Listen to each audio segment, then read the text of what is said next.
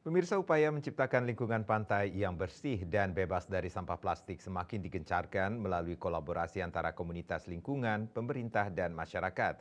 Program ini sejalan dengan salah satu prioritas gubernur dalam penanggulangan sampah yang menekankan pentingnya kerjasama dengan berbagai pihak. Dalam rangka menyukseskan program ini, komunitas lingkungan bersama pemerintah daerah rutin mengadakan kegiatan bersih pantai.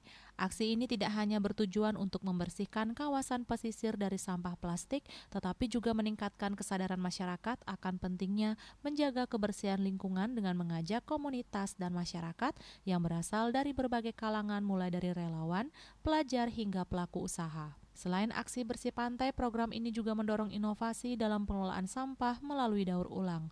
Sampah plastik yang dikumpulkan diolah menjadi barang bernilai guna seperti ekobrik, kerajinan tangan, serta produk ramah lingkungan lainnya. Dengan demikian, selain mengurangi pencemaran, program ini juga membuka peluang ekonomi bagi masyarakat sekitar.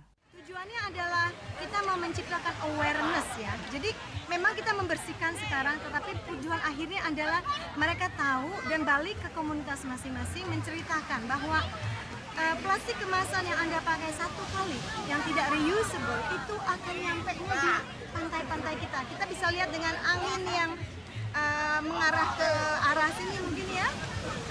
Semua sampah dari bukan cuma Bali aja, dari semua area kemudian dia datang ke sini dan Anda bisa lihat luar biasa sekali lautan sampah. Nah, sebelum pasang, ini kan pasang nanti dia akan dibawa balik lagi ke sungai ke laut karena laut kan menyatukan semuanya ya. Yang memiliki visi yang sama hari ini ada di sini sampai melibatkan juga dengan TNI, melibatkan dengan berbagai komunitas yang memang peduli terhadap lingkungan kita dan anak-anak kita.